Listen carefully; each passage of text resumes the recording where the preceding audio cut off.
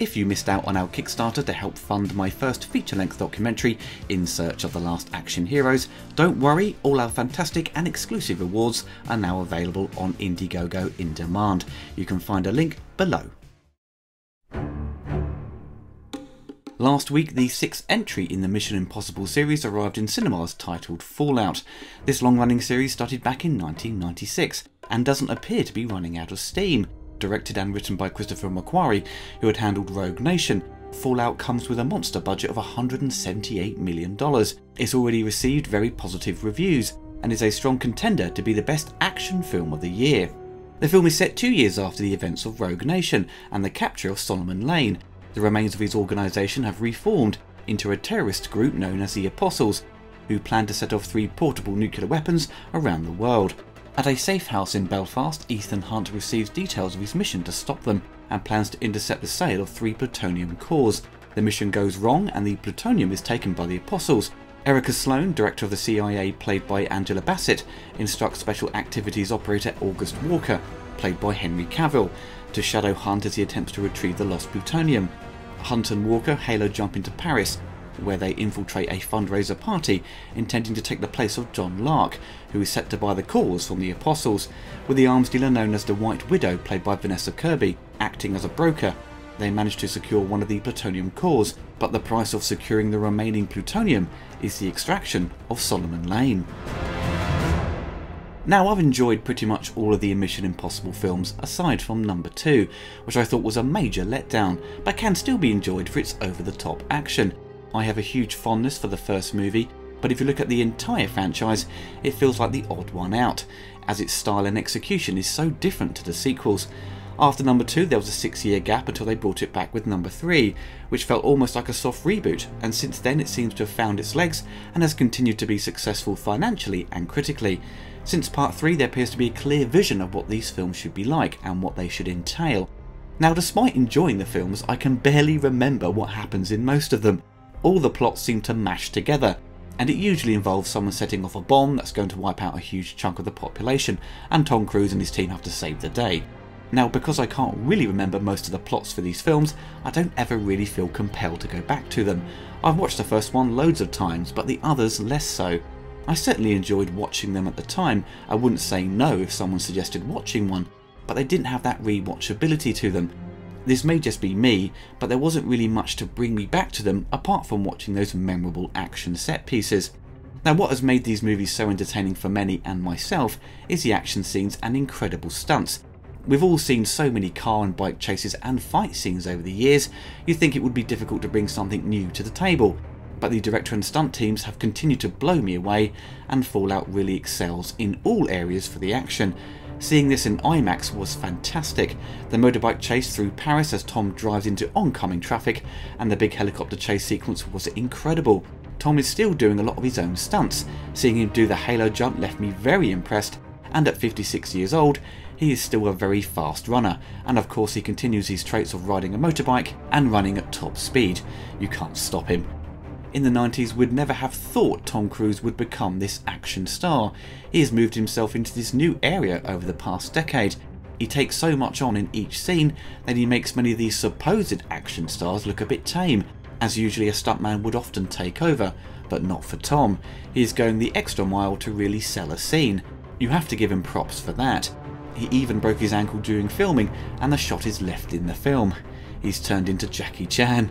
Now, for me, the main impossible mission that Ethan Hunt chooses to accept is never that interesting throughout this movie series, but what makes them fun to watch is how they complete their mission, by double-crossing the bad guys, using their technology to copy faces, and how Ethan Hunt is always thinking 2 steps ahead. So you think, oh no, how's he going to get out of this situation? But he has always thought of what to do even before he is in trouble. The rest of the team, Benjamin and Luther, have their moments to help Ethan, but in this film they don't really have much of an impact on the plot, and Ethan seems to handle most of the problems by himself, which is often the case. Despite them not having a lot to do, Simon Pegg and Ving Rhames do have scenes that give them time to shine and for them to explore new sides to their characters, which was very refreshing. As the series continued, it was clear they needed to surround Tom with a team to make it more interesting. thus giving moments for him to show some of his personality and demonstrate that Ethan cares about people and not just completing the mission, which is what they play on in the movie. Henry Cavill is the new member of the team, supporting the infamous mustache that messed up Justice League. I believe Jeremy Renner was supposed to return but couldn't due to commitments to the Marvel series. Henry's character August Walker is put in place by the government to assist Ethan Hunt. Henry is a nice addition to the series and is bloody huge next to Tom Cruise, clearly still on the protein shakes for the Superman reshoots. Henry does a superb job with the fight scene in the toilet as he and Tom have to steal a guy's identity. As soon as the fight kicks off, it felt like a nice nod to James Cameron's True Lies. However, due to how Walker is written, Henry can't really do much with the character. He's not very charismatic, and he appears to be putting on the same voice he used for Superman. I still think Henry's best performance is in The Man from U.N.C.L.E. In Fallout he is perfectly fine, but he doesn't really make a huge impact, sadly. I think he has the skills to do more, but ultimately his character is a bit two-dimensional for him to really expand on it. Rebecca Ferguson is back and has her own mission as she is sent by MI6 to track down Solomon Lane and kill him, proving her loyalty to the UK. She unfortunately doesn't have much to do in this one. Her character felt a bit shoehorned in. She's written to play both sides of the coin, so you don't know if she's against the IMF or with them. She just pops up now and again for the convenience of the plot. Being a big fan of film music, I was a little disappointed to not see composer Joe Kramer return. He gained a lot of fans for his big orchestral score for Rogue Nation. For Fallout he's replaced by Lorne Balfe, who had worked on many popular video games such as Call of Duty and more recent films like Terminator Genisys and Ghost in the Shell. The score takes on a more electronic approach, and it does suit the darker themes of the movie, and Lorne does a nice rendition of the Mission Impossible theme, but in many areas the musical cues sound very similar to Hans Zimmer's work with Christopher Nolan, and even composer Steve Jodorowsky's work on the Transformers series.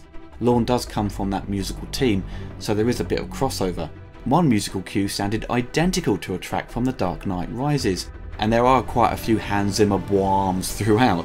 One musical piece I loved was seeing Tom Cruise running across the tops of buildings, and the score really delivered, amping up the tension as Tom is navigating his way to track down the bad guy before it's too late. On the whole though, I prefer the big lush orchestral score of the previous entry. This new one doesn't have much of a musical identity.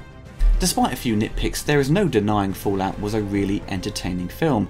Whilst at nearly 2.5 hours long, it does whip along pretty quickly, and it didn't run out of steam. You weren't just waiting around for the next action scene to occur, but when the action does kick in, it's really something special. The film is wonderfully shot, no shaky cam nonsense making you feel sick, and really well edited so you get to see everything play out and not feel like it's cutting constantly to hide any faults or the limitations of the actors who can't fight on camera. It's very rare for new entries in a series to be better than the last one, but Mission Impossible seems to have broken from that and continues to find new ways to keep the series fresh. But will I watch it again? Was once enough? I think I probably will give it another watch when it comes to 4K Blu-ray. Seeing that helicopter sequence is certainly something I would happily sit through again. It was like a mad rollercoaster ride and left me on the edge of my seat. For a Friday night movie, it's absolutely perfect. It's got everything in it. It's not the best film of the year, but that doesn't stop it from being a solid film that is ideally suited for the big screen. For a spy thriller / action film, it pretty much delivers on all fronts, despite a few nitpicks here and there. Overall, it gets a respectable rating of 4 out of 5.